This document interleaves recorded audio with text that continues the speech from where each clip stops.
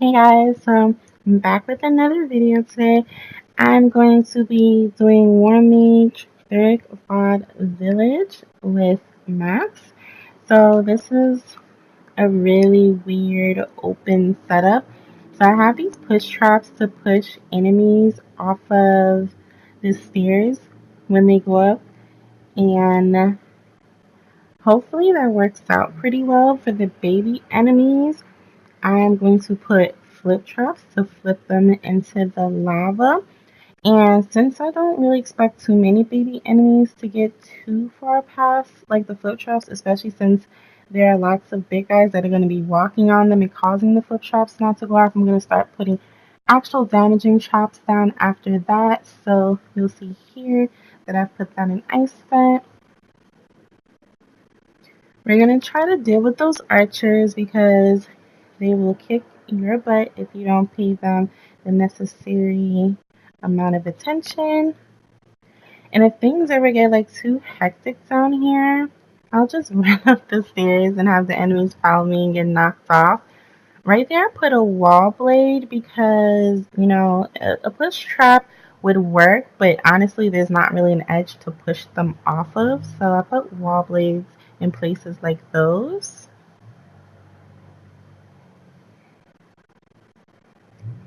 So far everything is going pretty well.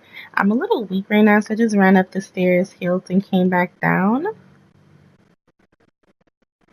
Definitely taking a hit from those ogres and their batons is not fun. And then with the archers in the back being super troublesome, you can find yourself in a pretty dangerous position.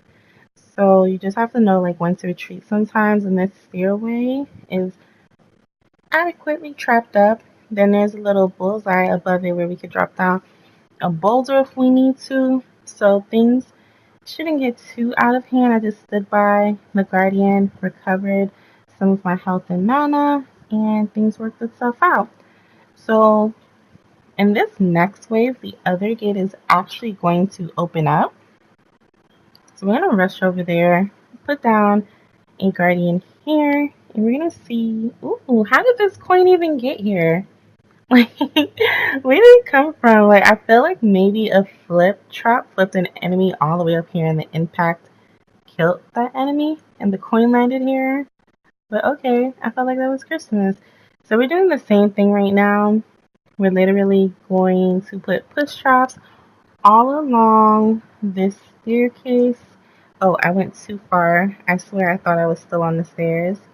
Um, so yeah, we're going to put those push traps on the side of the stairs. Hopefully push those guys off.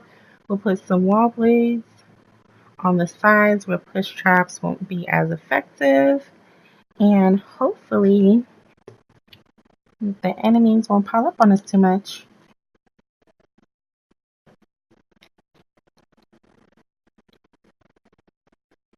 I'm now going to run back to the other side and make sure not too many enemies are escaping.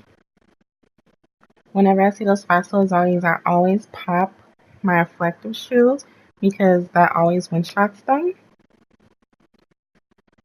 So the goal is to make sure that at least one of these sides can protect themselves, since if you end up getting past any one of these sides, you're pretty much going to be at the rift.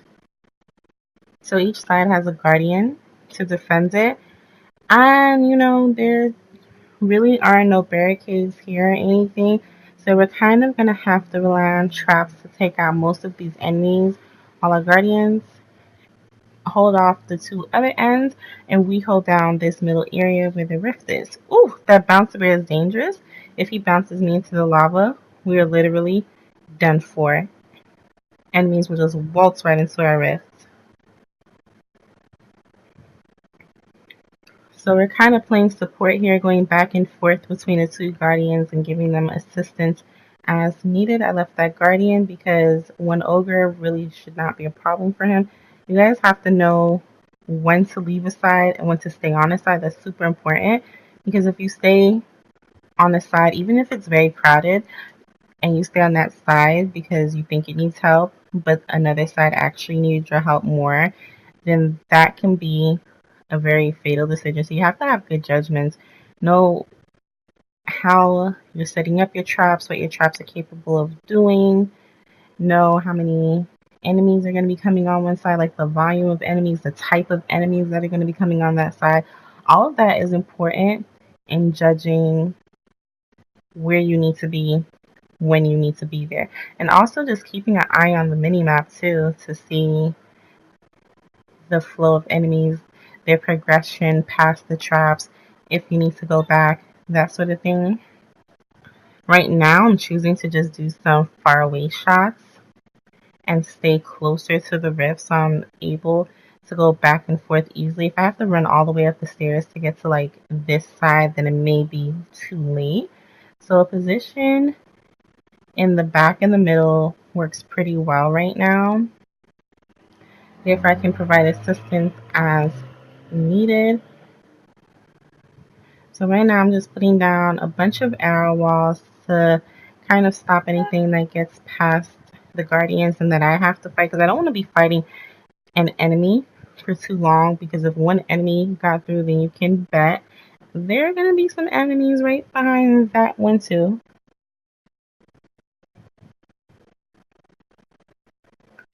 So we're putting down some ice fence to slow them down. Hopefully we won't have anyone too large make it up here where the rift is. Like, I don't feel comfortable fighting up here. I'd rather fight them like while they're on the second flight of stairs, or maybe even the third flight of stairs, because once they make it all the way up here to the rift, like this little area, and I say they because if more than one makes it up here, then that might be a problem, honestly. It depends on your skill, what character you're using, how good you are with that character. If a bunch of them get up here, whether or not you'll be able to stop them. So that's why I keep going back from side to side. I like to keep the enemies on the stairs. Fighting them on the stairs is really where you want this battle to take place. And I'm putting these ice vents at the top of the stairs because if they actually do successfully make it up here, I need as many seconds of them frozen that I can get so that I can kill them as quick as possible.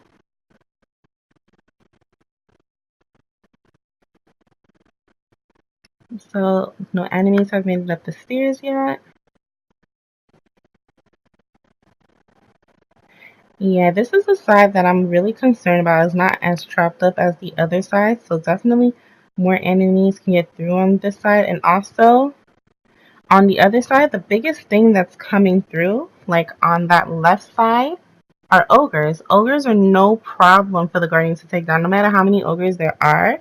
And they usually come like 3 at a time, then some more will come, then 3 at a time, then some more will come.